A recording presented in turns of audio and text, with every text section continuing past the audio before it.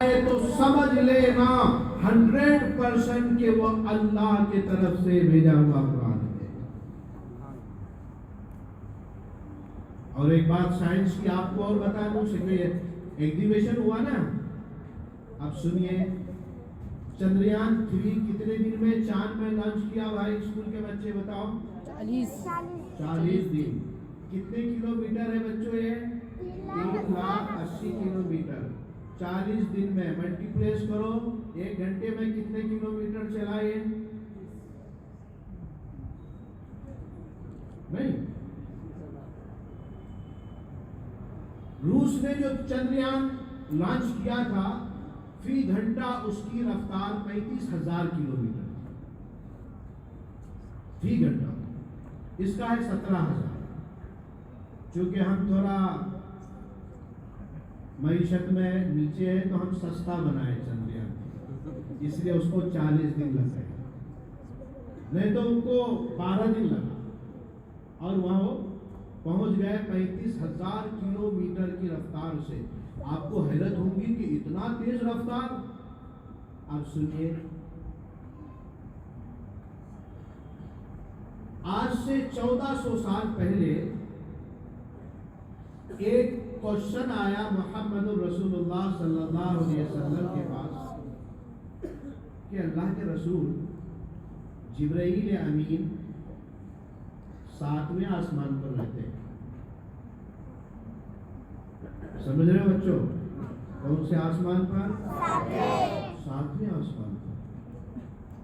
چاند کی یہاں سے 380 کلومیٹر، پھر چاند کے اوپر کہکشاں ہے، پھر اس کے اوپر اور ہے، پھر فرسٹ فلور ہمارا اسکائی ہے، پھر سیکنڈ فلور ہے، پھر تھرڈ اتنا ہی دور ہے، پھر فورتھ ہے، پھر ففتھ ہے، پھر سکس ہے، پھر سیونتھ ہے، اور سیونتھ کے اوپر ایک بیری کا درخت ہے جس کو سدرۃ المنتہا کہا جاتا ہے۔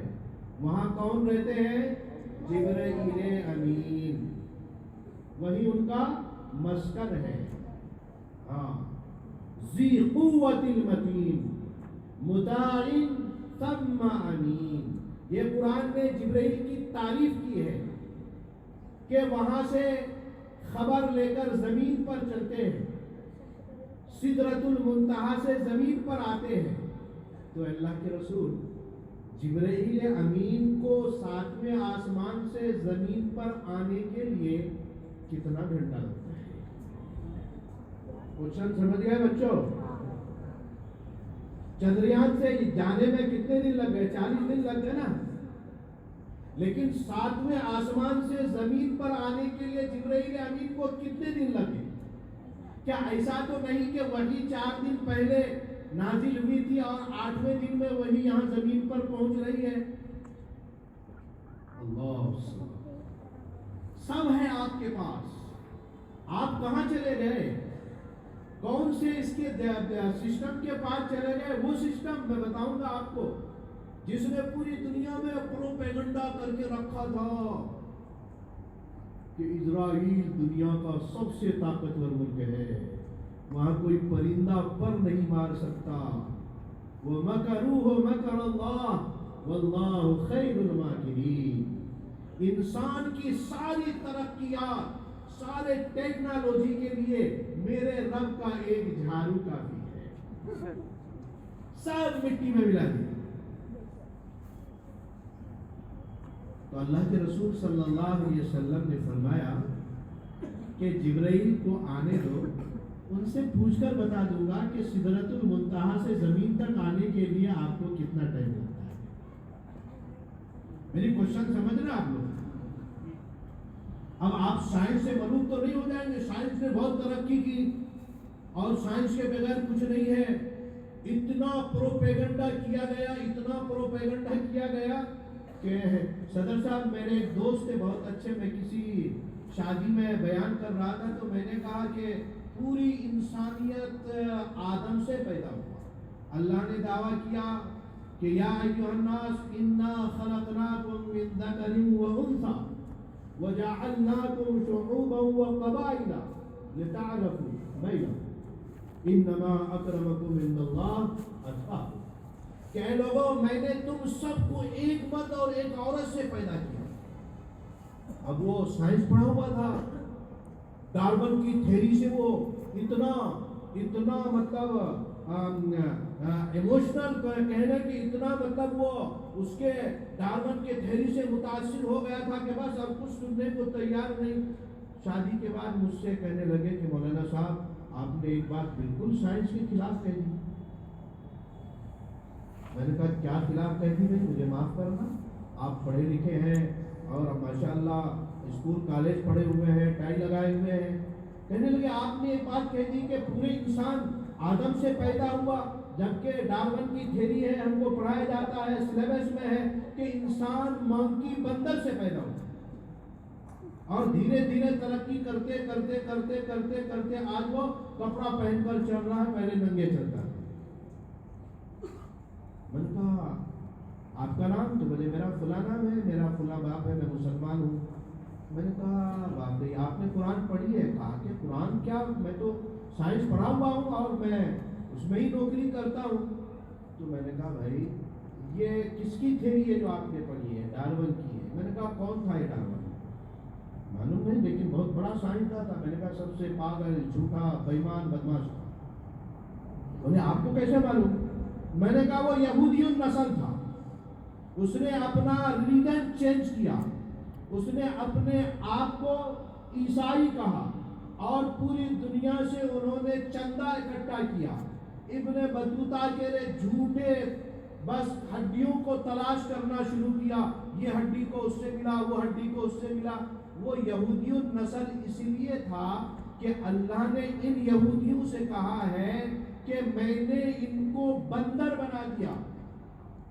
इनको क्या बना दिया? मैंने बंदर बना दिया। इनकी बदमाशी, इनकी मक्कारी, इनकी खबासत की वजह से अल्लाह ताला ने कुरान में फरमाया कूनू किरदतन खाजीन, और तारीख में है कि 70,000 ये बनी इसराइल अपनी मक्कारी, अपनी बदमाशी, अपनी खबासत की वजह से अल्लाह के उस वक्त रसूल के होते हुए भी इन्होंने बात नहीं मानी और अल्लाह से बगावत की, अल्लाह को ललकारना शुरू किया।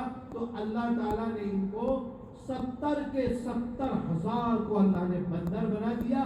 अब ये डार्विन यहूदियों नस्ल था, अब इसने सोचा कि कयामत तक हमारे ऊपर क्लेम है कि हमने अल्लाह से गद्दारी की तो हमको बंदर बना दिया, क्यों ना पूरी दुनिया को पागल बना दूं कि पूरी इंसानियत ही बंदर से पैदा हुआ है। ये उसने थ्योरी तैयार की। तो उसने कहा कि अगर हम ये कह दें नौज़ बिल्लाह मिन ज़ालिक कि आदम ही बंदर से पैदा हुआ, तो मौलाना साहब आपको क्या एतराज है? एक मुसलमान बच्चा ये कह रहा है साइंस से मुतासिर होकर नौज़ बिल्लाह। इसलिए मैं आपको समझा रहा हूँ कि आप समझिए, ये कुरान है जिसके तरफ आपको लौट कर आना है। इसके बगैर इज्जत नहीं है, इसके बगैर जिल्लत ही जिल्लत है। बहुत सारे कॉलेज में गया तो कहने लगे मुसलमानों के लिए एजुकेशन बहुत जरूरी है। मैंने कहा मुसलमानों याद रखो, अगर तुम पूरे के पूरे मुसलमान जो पूरी दुनिया में अभी 7 मिलियन के बराबर है, अगर सब MBBS डॉक्टर बन जाओ लेकिन तुम्हारे पास कुरान ना हो तो तुम जिल्लत के और दहाने में गिर जाओ। जब तक कुरान नहीं, इज्जत नहीं। वह मुअज़्ज़ज़ थे जमाने में मुसलमान होकर और तुम खार हुए तारीके कुरान। हमारी इज्जत ही हमारी कुरान है। तो मैं अपने सवाल पर आ जाऊं तो अल्लाह के रसूल सल्लल्लाहु अलैहि वसल्लम ने फरमाया कि जिब्राइल को आने दो, मैं पूछकर तुम्हें बताता हूं कि जिब्राइल 7वें आसमान से कब चलता है कि जमीन पर पहुंचता है और फौरन वही नाज़िल होती है। आपने डिस्टेंस तो समझ गए। अब तक मरीख पर कोई नहीं गया, जाने की तैयारी थी, 3 स्पॉट हो गए। हिंदुस्तान की कल्पना चावला भी चली गई, हाँ, कि हिंदुस्तान से वो लेडी जा रही थी। मालूम है स्कूल के बच्चों? हाँ, ध्यान रखो इन चीजों पर। कहाँ जा रहे थे वो? मरीख पर, जो सूरज से बहुत नीचे है।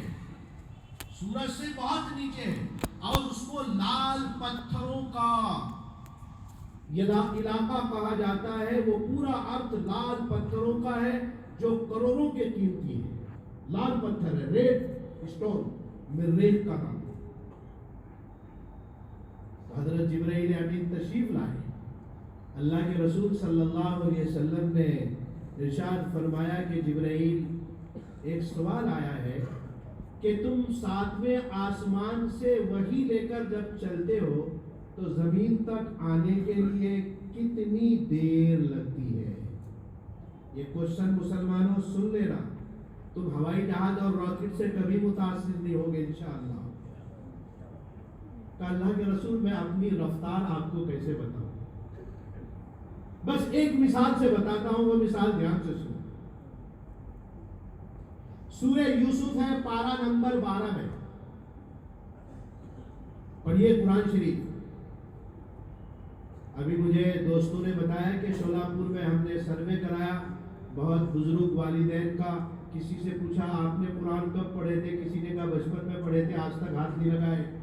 کسی نے کہا 10 سال ہو گئے، آج تک ہاتھ نہیں لگائے. یہ کتنی ہماری بد نصیبی ہے. جس کو ہاتھ لگانا تھا تو اس کو چھوڑ دیے، اور جس کو چھوڑنا تھا تو چشمہ لگا کر پڑھ رہے. ہاں، اس وقت تک آپ ناشتہ چائے نہیں کرتے جب تک ساروبات اور پنیہ نگری نہ پڑھ لیں. اگر آنکھ سے نظر نہیں آ رہا تو پوترے سے کہنے میں چشمہ لاؤ، اور اگر لانے میں دیر کر دیے تو 10 گالیاں اس کو دے دیتے. اب تک لایا نہیں، مردہ، تجھے چشمہ بھی نہیں ملا. ہاں ہاں، اس میں جھوٹ چھپا ہوا ہے، اس میں مکاری چھپی ہوئی ہے. اس پرنٹ میڈیا کا کوئی اعتبار نہیں. اس کو پڑھنے کے لیے اتنے بےتاب اور مطالعے ہو جاتے کہ اولادوں کو کوسنے لگ جاتے، گالیاں دے دیتے. پیپر نہ لانے والوں کو کتنی گالیاں دیتے. جنازے آج لایا ہی نہیں، اس کے بعد پر کیا ہے، اب تک پیپر گھر میں نہیں آیا.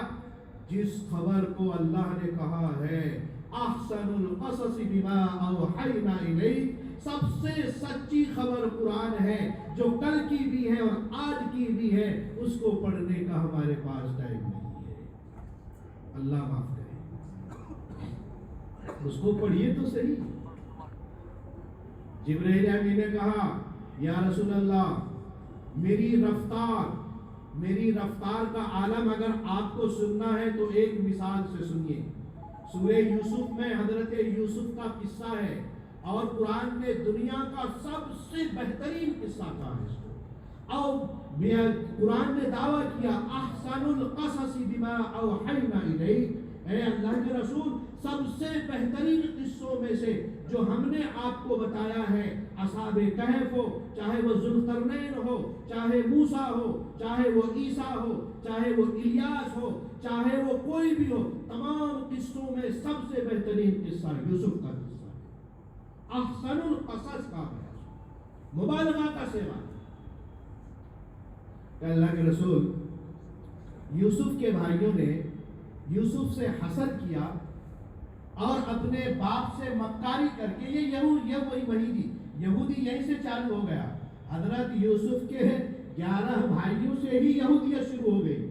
یہ حضرت اسحاق کی اولاد ہے، الکریم و ابن الکریم، الکریم و ابن الکریم. حضرت ابراہیم، حضرت اسحاق، حضرت یعقوب، حضرت یوسف، 4 نسلوں سے نبی. بہترین نسل. یہیں سے یہودیت کا، یہیں سے آغاز ہوتا ہے، یہودا سے. حضرت یوسف کے بڑے بھائی جو سوتیلا بھائی